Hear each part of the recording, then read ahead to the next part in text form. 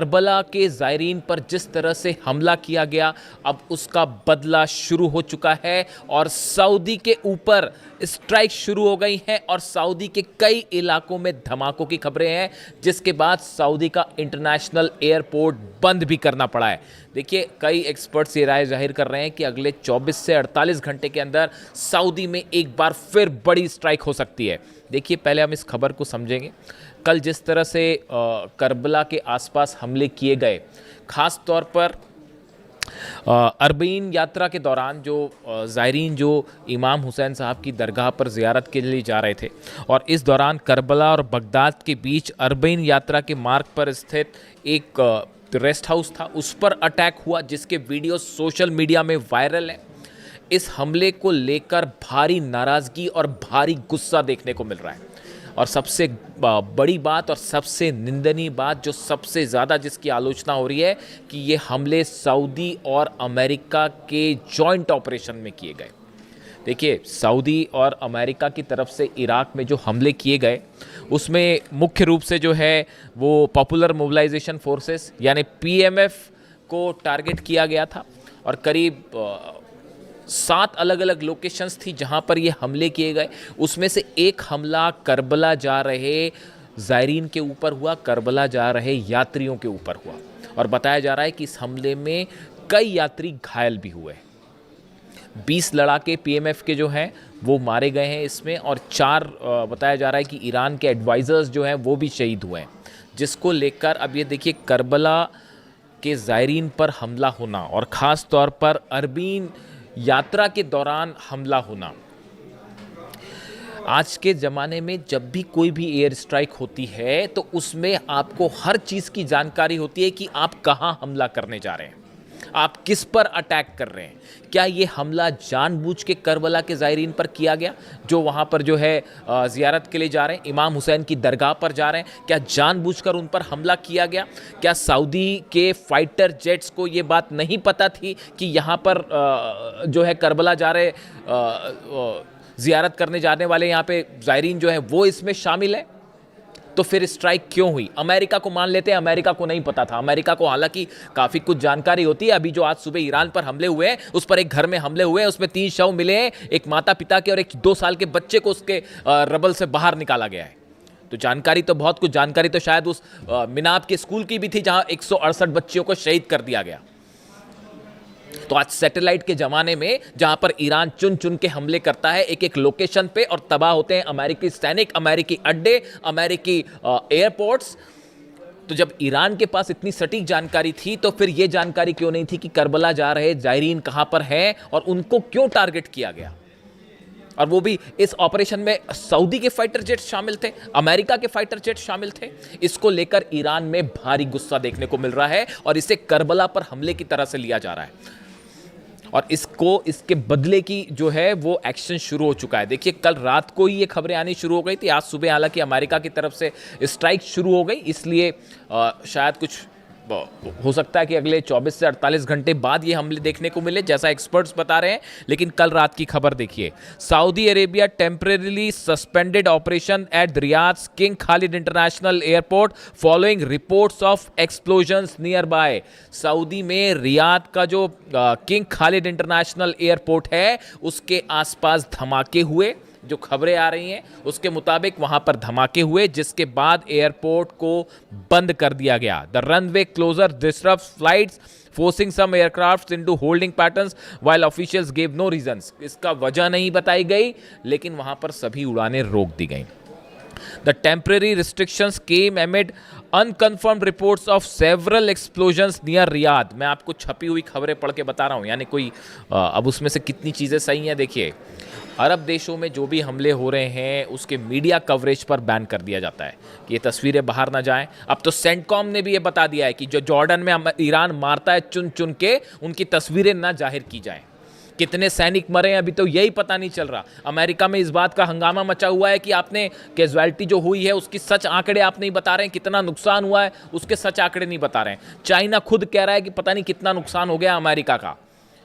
16-17 base जलने का मतलब आप समझ रहे हो कितना नुकसान हुआ होगा अमेरिका का। तो वही हाल अब सऊदी का है और ये कहा जा रहे हैं कि आंकड़े बाहर नहीं आ रहे हैं।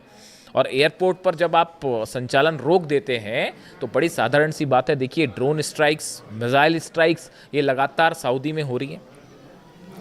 ऑयल रिफाइनरी का क्या हाल है, उसमें आग अब तक नहीं बुझ पाई है। यानबू की जो पाइपलाइन है वो तबाह कर दी गई है। जितने सऊदी के आप सैटेलाइट इमेजेस देखिए, सऊदी के जितने पोर्ट हैं सबसे जहाज गायब है। पूरी तरह से सऊदी का ऑयल बिजनेस ठप पड़ा हुआ है। बाब अल मंदेब बंद है, हॉर्मूज बंद है, और इसका बड़ा नुकसान यूएई को भी होगा और सऊदी को भी होगा। और इन हालात में बीच में ये जो करबला के ज़ायरीन पर हमला हुआ, इसने आग में घी का काम कर दिया है। अभी तक ये मामला हूती और सऊदी के बीच चल रहा था। देखिए ये हमले की शुरुआत कैसे हुई। ईरान का एक प्लेन जो कि सना इंटरनेशनल एयरपोर्ट पर उतर रहा था, उस पर ये बोल के हमले किए गए कि उस पर हथियार है।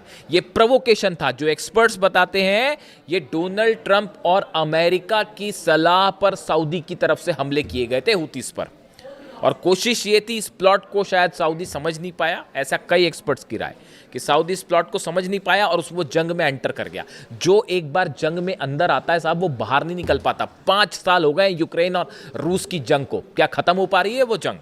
क्या ये ईरान और अमेरिका की जंग रुक पा रही है?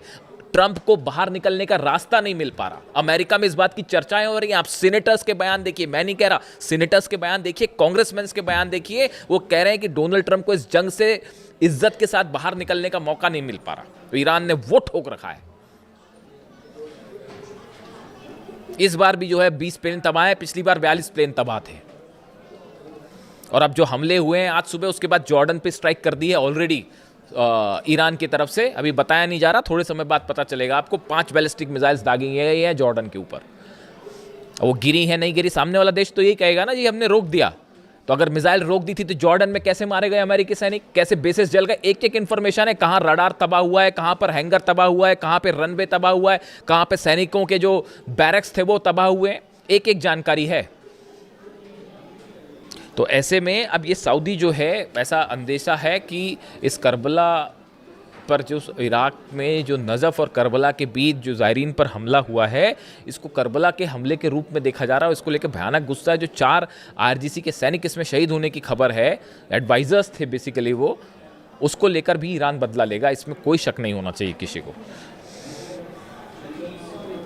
Several videos circulating on social media appears to show a massive grey cloud of smoke rising into the sky reportedly following the explosions। ये रियाद की बात हो रही है। रियाद के आसमान में कई जगह पर जो है वो धुआं देखा गया, और इस तरह की खबरें कि धमाके के बाद का धुआं था जो स्ट्राइक्स की गई थी। यानी ये जो करबला पर जो हमले थे, जिस तरह से हमले हुए इराक में, इसका आफ्टर इफेक्ट सब शुरू हो गया और ये जल्दी रुकने वाला नहीं है। ये जल्दी रुकने वाला नहीं है। आप जल्दी ही बड़ा अटैक देख सकते हैं, जो हालात समझ में आ रही है। अब ये जो ज़ायरीन जो है, जो कि जा रहे थे वहाँ पर इमाम हुसैन साहब की दरगाह पे, उनका क्या कहना है? तमाम खतरों और तनाव के बावजूद इमाम हुसैन की ज़ियारत के लिए जा रहे श्रद्धालुओं के हौसले बुलंद हैं। वो लगातार करबला की ओर आगे बढ़ रहे हैं। इमाम हुसैन साहब जो थे, वो सिर्फ शियाओं के लिए प्रेरणा के स्रोत नहीं है। वो शिया हो, चाहे सुन्नी हो, चाहे हिंदू हो, चाहे मुसलमान हो, चाहे सिख हो, चाहे ईसाई हो, सबके लिए प्रेरणा के स्रोत हैं वो इमाम हुसैन साहब। जिस तरह से उन्होंने यजीद के खिलाफ लड़ाई की, वो सच्चाई और बुराई के बीच लड़ाई थी। उन्होंने ये बात सिखाई है ह्यूमैनिटी को कि अगर कहीं अन्याय हो रहा है, अत्याचार हो रहा है, तो कैसे उसके खिलाफ आवाज़ उठाई जाए। उन्हीं के रास्ते पर अली खामेनी साहब हमेशा से चले, और यही वजह है कि आज ईरान को दुनिया की सबसे बड़ी फोर्स होने का दावा करने वाला अमेरिका और इजराइल मिल के नहीं हरा पा रहे। देखिए 5 महीने से क्या हाल हो रखा है। इसकी वजह है इमाम हुसैन के सिद्धांत और अली खामेनी साहब का उनके रास्ते पर आगे बढ़ना। आईआरजीसी भी उन्हीं के रास्ते पर आगे बढ़ रही है। आप तकनीक ले आइए बड़ी सारी हमला करने की, ये मिसाइल वो मिसाइल, ये जहाज वो जहाज, और ये सैटेलाइट सब ले आइए। लड़ने का हौसला कहाँ से ले आओगे आप? तो ये जो हमला हो गया है साहब, ये असल में बड़ी मिस्टेक हो गई है। ये जो करबला के ज़ायरीन पर हमला, इसके बाद जो है ये बड़ा ही एक, और ख़ास तौर पर सऊदी की तरफ से स्ट्राइक का इसमें शामिल होना। अगर अमेरिका की तरफ से हमले हुए होते तो शायद उसका परसेप्शन अलग जाता कि यार अमेरिका तो खैर हमले कर ही रहा है। जब 168 बच्चियों पर हमला हो सकता है, केशम आइलैंड में आज बच्चे बच्चा मरा एक छोटा सा 2 साल का, वो घर पे हमला हो गया। क्या था वहाँ, पता नहीं कौन सा वहाँ पे स्ट्रैटेजिक लोकेशन थी, मुझे तो समझ नहीं आता। आप फाइटर F-35 जेट को ये समझ में नहीं आ रहा है कि कहाँ हमले करना है, नहीं करना है। गजब हाल है भाई। तो अब ऐसे हालात में जो ये है इसका देखिए, सऊदी ऑलरेडी हूती के निशाने पर है, बाबल मंदेब बंद है, हॉर्मूज बंद है। इस हालात में अब ये जो अरब देश हैं, ये जंग अब आगे बढ़ती जा रही है, ये फैलती जा रही है। और देखिए ये एक ऐसी प्रोसेस शुरू हो गई अनएंडिंग, जहां अब बातचीत का कोई मतलब नहीं। आपको लगता है इस सूरत में कोई बातचीत होने वाली है? इस सूरत में ईरान अपना यूरेनियम इंस्पेक्शन करने देगा, न्यूक्लियर प्रोग्राम? डोनाल्ड ट्रंप की विदेश नीति पूरी तरह से फेल हो चुकी है ईरान के मामले में। तमाम एक्सपर्ट्स की ये राय है, वॉर स्ट्रेटेजी फेल हो चुकी है। अब यहाँ से आगे क्या होगा बताओ, आप क्या किया जाए यहाँ से आगे? आप हमला करेंगे, फिर ये हमला करेंगे, फिर वो हमला करेंगे, फिर ये हमला करेंगे। एयर स्ट्राइक से जंग नहीं जीती जाती, मैं नहीं कह रहा, ब्रेड कूपर कह रहे हैं, सेंटकॉम चीफ कह रहे हैं कि साहब एयर स्ट्राइक बहुत हो गई, अब इससे ज़्यादा एयर स्ट्राइक से क्या हासिल करेंगे हम। ये ब्रेड कूपर ने कहा, जो सोर्सेज बता रहे हैं, सेंटकॉम चीफ जो है वो कह रहे हैं डोनाल्ड ट्रंप को। ग्राउंड ऑपरेशन आप कर नहीं सकते, तो आप फंस गए हैं बेसिकली। तो अब हालात ये है कि अच्छा, एक और गौर करने वाली बात, इस बात पर भी नज़र डालिए आप।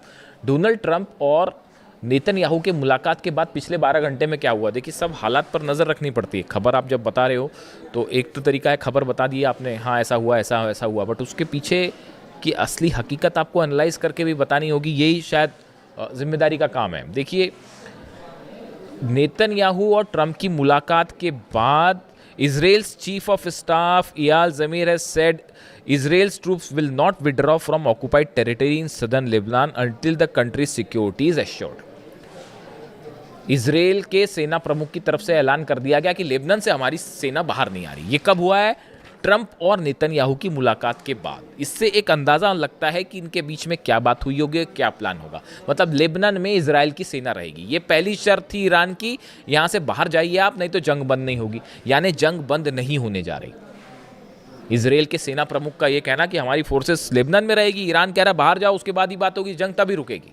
एक इजराइल ने ऐलान कर दिया वापस नहीं जा रही। इससे बात साफ है कि नेतन्याहू और ट्रंप की मुलाकात जो है वो हमले को लेकर प्लान तैयार है, शांति को लेकर प्लान तैयार नहीं है। इसके अलावा आप देखिए, इजराइल्स आर्टिलरी स्ट्राइक सीरियास क्विनेत्रा इलाका, क्विनेत्रा जो इलाका है उस पर हमले किए हैं। सीरिया में भी स्ट्राइक हुई इजराइल की तरफ से। कब हुई स्ट्राइक? नेतन्याहू ट्रंप की मुलाकात के बाद। गजा में लगातार हमले जारी हैं, यानी सीरिया पर हमला, लेबनान में हमले और गजा पर हमले, ये बढ़ गए हैं दोनों की मुलाकात के बाद। यानी ये बात साफ है कि एक बिगर स्ट्राइक प्लान तैयार है। और आज की रात आप देखिए, फिर से अगले कुछ घंटे बेहद महत्वपूर्ण होने जा रहे हैं। मुझे ऐसा लगता है कि आज की रात बड़ी स्ट्राइक्स होने जा रही हैं और अब हमला ईरान की तरफ से होगा और बड़ा हमला होगा। जॉर्डन पर तो उन्होंने देखिए ये जो हमले हुए हैं अमेरिका की तरफ से, उसके बाद जॉर्डन पर बैलिस्टिक मिसाइल्स दागी गई हैं। खैबर मिसाइल से हमला किया गया कई बेसिस पर। वहाँ कितना नुकसान है, क्या हुआ, खबर आने में वक्त लगेगा। लेकिन सऊदी के लिए बड़ा खतरा है अब आने वाले कुछ दिनों के अंदर, ये जो हालात हैं इसके बाद। इससे जुड़ा जो भी अपडेट होगा मैं आप तक पहुँचाऊँगा। वीडियो कैसा लगा कमेंट करके ज़रूर बताएँ। Thank you so much.